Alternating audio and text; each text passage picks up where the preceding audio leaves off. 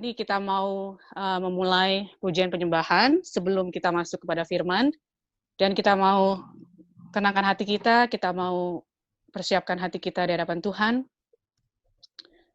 dan kita ucapkan syukur kita, apapun yang terjadi pada saat ini, situasi hidup saat ini, suasana hati kita mau satukan semuanya untuk mengucap syukur kepada Tuhan Yesus. Mungkin ada yang udah pernah dengar, ada yang belum, yaitu satu ketika seorang petani, dia menemukan 2 telur, dan dia nggak tahu nih telur apa. Karena dia punya peternakan, dia punya juga ayam-ayam, maka telur ini dierami bersama dengan telur ayam. Maka menetaslah telur itu, dan yang satu telur, yang menetas ini, senang dia sama-sama ayam terus. Tapi yang satu lagi, itu dia suka melihat angkasa, suka belajar terbang, dan kalau ada lewat Raja Wali di atas, dia tanya sama si induk ayamnya ini, "Mah, itu burung apa kira-kira, kok hebat bisa terbang tinggi?" Si mama ayam bilang, "Oh itu burung-burung perkasa, mereka memang kuat terbangnya tempat tinggi. Kalau kita kan cuma ayam," katanya gitu. Ya, jadi teruslah begitu. Tiba-tiba satu ketika datanglah puting beliung menyerbu peternakan itu. Dan si satu ini yang selalu lihat ke atas, tiba-tiba dia mengepakkan sayapnya dan dia ikut dengan puting beliung itu terbang. Ternyata dia sadar dia itu juga burung perkasa, yaitu Raja Wali. Tapi yang satunya lagi, kasihan. Dia Raja Wali, tapi dia mati sebagai ayam. Dia nggak tahu potensi yang ada di dalam dirinya. Jadi, kita melihat sekarang ayatnya. Jadi yang satu dia sadar dia Raja Wali, dia ikut terbang tempat tinggi, yang satu kasihan mati sebagai ayam.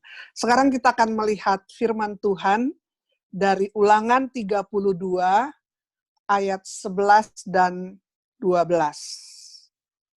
Ulangan 32, 11 dan 12. Laksana Raja Wali menggoyang bangkitkan isi sarangnya, melayang-layang di atas anak-anaknya, mengembangkan sayapnya, menampung seekor, dan mendukungnya di atas kepaknya. Demikianlah Tuhan sendiri menuntun dia, dan tidak ada Allah asing menyertai dia. Jadi Tuhan mengibaratkan dirinya sebagai Raja Wali. Maka Tuhan berkata, laksana Raja Wali menggoyang bangkitkan isi sarangnya. Biasanya sarang Raja Wali itu terbuat dari beberapa bahan. Yang pertama adalah Raja Wali menganyam sarang yang besar itu kadang-kadang 1,5 meter, itu pakai ranting-ranting kering, dianyam. Setelah itu, ranting kering itu ditutupi oleh Raja Wali dengan daun-daun. Dan lapisan ketiga adalah bulu-bulu Raja Wali. Supaya ketika menetas, anak-anak Raja Wali ini empuk di atas bulu-bulu, ada daun, nggak kena duri ranting-ranting. Tapi ketika Mama Raja Wali melihat, wah ini udah mesti belajar jadi dewasa, mesti keluar dari comfort zone. Maka dikatakan oleh firman Tuhan, si Raja Wali ini menggoyang bangkitkan isi sarangnya. Jadi dia merusak sarangnya. Bulu-bulu Raja Wali terbang, daun-daun keluar. Tiba-tiba anak-anak Raja Wali, merasakan duri-duri daripada ranting kering. Kenapa nggak enak ya? Jadi mereka disuruh jangan mendekam selalu di sarang. Keluar daripada comfort zone, dan kita sama-sama pernah dengar juga, Mama Raja Wali itu kalau melatih anaknya, dibawa ke gunung yang tinggi, didorong, dilepas gitu, dia langsung jungkir balik jatuh, supaya bisa belajar terbang. Maka ibu Raja Wali tahu kalau di mana batas kekuatan anaknya, dia akan dikatakan firman Tuhan, dia mengembangkan sayapnya, menampung seekor, dan mendukungnya di atas kepaknya. Kadang-kadang kita juga begitu. Untuk maju, udah aman di comfort zone gitu kan, kita senang. Tapi Tuhan mau kita lebih maju lagi. Jadi biasanya kalau comfort zone kita dibongkar, itu ada satu tujuan Tuhan untuk kita mesti lebih maju. Bagaimana comfort zone ini di dunia ini sedang dibongkar oleh Tuhan sekarang, oleh COVID-19. Waduh, benar-benar dibongkar. Maka kita nggak boleh dengan kenyamanan masa lalu. Pasti Tuhan mau kita lebih maju. Ada sesuatu yang baru yang Tuhan siapkan di depan. Karena janji Tuhan, masa depan kita adalah masa depan yang penuh harapan dan damai sejahtera. Mungkin yang kemarin kita pakai itu berlaku, oke, tapi jangan terus di situ. Tetapi biarlah kantong baru, ada anggur baru, ada new normal katanya. Kita nggak bakal kayak normal kayak kemarin, tapi ada new normal. Pasti ada sesuatu yang baru, sedang digoyang bangkitkan oleh Tuhan. Dilempar satu persatu. Tapi Tuhan tahu batas kekuatan kita. Kita tidak pernah dicobai melampaui kekuatan kita. Dan ketika kita dicobai, Allah setia dan adil, Dia akan berikan jalan keluar untuk kita dapat menanggungnya. Maka kita cari ketika goncangan ini digoyang bangkitkan, mungkin kita terlempar sedih, cari maksud Tuhan. Pasti ada sesuatu yang baru, ada a new normal, sesuatu yang baru. Dan Tuhan, kerinduan Tuhan untuk kita terus maju. Seperti Mama Raja Wali. Tuhan mengibaratkan dirinya laksana Raja Wali yang menggoyang bangkitkan isi sarangnya. Supaya kita keluar untuk kita lebih maju lagi. Kita dulu kalau pelayanan atau apa semua untuk lingkungan sendiri. Selalu begitu, ada syaratnya untuk kalangan sendiri. Tapi sekarang, maka kita harus keluar dari untuk kalangan sendiri, kita masuk ke dunia yang lebih luas. Seperti dunia medsos sekarang. Itu jadi lebih luas. Tuhan mau kita nggak cuma jago kandang. Tidak jago di kalangan sendiri saja. Tapi Tuhan melempar kita ke dunia yang lebih luas untuk melihat era-era baru, melihat nuansa-nuansa baru, melihat segala sesuatu yang baru yang ada di suasana baru. Kita bersyukur bahwa Yesus kita adalah Alfa dan Omega, yang awal dan akhir. Hari besok Yesus sudah ada di sana. Bulan depan Yesus sudah ada di sana. Karena janji Tuhan, aku menyertai kamu senantiasa sampai akhir zaman. Maka kita mesti positif bahwa laksana Raja Wali, Mama Raja Wali itu tidak biarkan anaknya jatuh sampai terhempas. Tapi dia akan topang kita. Sekalipun kita jatuh, maka tangan Tuhan akan menopang kita. Jangan pernah menyerah. Bangkit lagi. Kalau kita menyerah, itu udah habis. Yaitu udah finish. Tapi kita jangan pernah menyerah terus, bangkit terus. Nah kemudian selanjutnya adalah satu ketika, ini kan tentang Raja Wali. Satu ketika, ada Raja Wali tertembak. Ini true story. Dia tertembak, dan dia jatuh ke tanah. Dan ketika di tanah, itu katanya si pemburu, itu aneh katanya ya. Waktu saya lihat ini Raja Wali tanah, dia balikkan tubuhnya. Dia memandang ke langit. Mungkin dia menyesal. Kenapa dia terbang terlalu rendah. Sehingga senapan pemburu bisa menembak dia. Demikian juga sebagai anak-anak Tuhan. Kita jangan menurunkan standar hidup kita menjadi hidup yang kotor, yang duniawi, hedonisme, yang konsumerisme, yang pikir di dunia ini hidup 1000 tahun. Jangan menurunkan moral kita, karena bisa tertembak oleh peluru iblis. Jadi si Raja Wali ini dia melihat ke tempat tinggi. Kenapa ya saya terbang terlalu rendah? Jadi sebagai tanda petik Raja Wali, kita jangan terbang terlalu rendah. Supaya jangan kena pelurunya iblis. Dan yang terakhir adalah katanya salah satu pose Raja Wali yang terbaik. Ada berapa banyak yang terbaik, tapi salah satunya adalah ketika dia menunggu di gunung yang tinggi dan dia sedang menantikan badai lewat. Dia menunggu di gunung yang tinggi. Dan ketika badai itu lewat di depan dia akan keluarkan pekik yang sangat nyaring dan dia soar like an eagle. Jadi dia bukan mengepak-ngepak, tapi kayak layangan, mengembangkan sayapnya. Maka dia kembangkan sayapnya, dia naik dengan badai yang lewat di depannya, dia keluarkan pekikan sangat kuat, dia lompat masuk ke dalam badai, dan dia pinjam kekuatan badai untuk menerbangkan dia ke tempat-tempat tinggi yang tidak pernah bisa dia capai tanpa badai. Jadi dengan badai itu dia pinjam untuk terbang lebih tinggi ke tempat-tempat yang dia belum pernah datang sebelumnya, yang tidak dapat dia capai tanpa ada badai. Maka ketika ada badai, biarlah kita memakai badai itu untuk menerbangkan kita ke tempat yang lebih tinggi. Kita akan baca firman Tuhan dari Efesus 1 ayat 19 dan 20. Efesus 1 ayat 19 dan 20. Kita akan baca, inilah Raja Walinya Tuhan, anak-anak Tuhan dikatakan, dan betapa hebat kuasanya bagi kita yang percaya. Sesuai dengan kekuatan kuasanya yang dikerjakannya di dalam Kristus dengan membangkitkan dia dari antara orang mati dan mendudukkan dia di sebelah kanannya di sorga.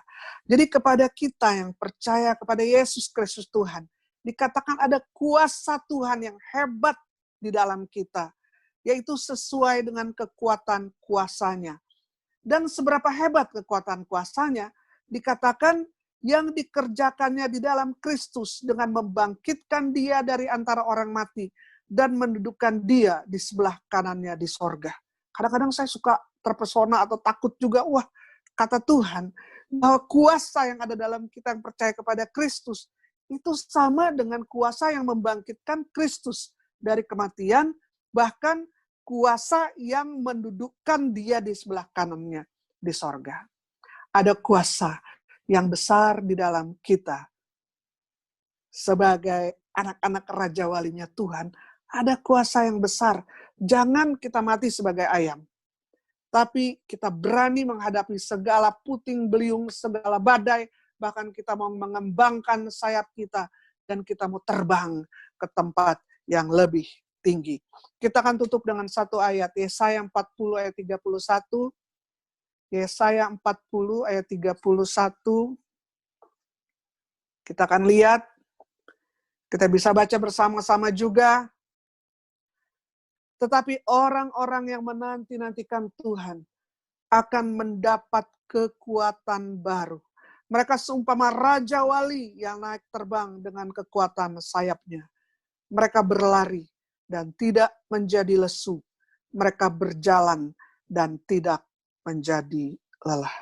Ketika menghadapi goncangan, dilempar kiri kanan oleh badai, oleh puting beliung, mungkin di dalam usaha, di dalam keluarga, di dalam kesehatan, dalam apapun juga, pelayanan, kata firman Tuhan, orang yang menanti-nantikan Tuhan, menanti-nantikan Tuhan seperti Raja Wali, menanti badai lewat di depannya, mereka akan dapat kekuatan baru. Dan mereka naik terbang dengan kekuatan sayapnya. Mereka berlari dan tidak menjadi lesu. Mereka berjalan dan tidak menjadi lelah. Nantikanlah Tuhan. Ada waktu Tuhan yang akan seperti badai mengangkat kita ke tempat yang lebih tinggi dari sekarang, bahkan yang belum pernah kita capai tanpa adanya badai. Maka saya percaya dengan badai COVID ini, kalau kita nantikan Tuhan, kita akan terkejut. Kok Tuhan bawa kita ke tempat yang lebih tinggi, bahkan lebih tinggi daripada sebelum badai COVID ini. Amin. Kita naikkan satu pujian sambil kita memandang kepada Tuhan. Di saat badai bergelora, ku akan terbang bersama Dia.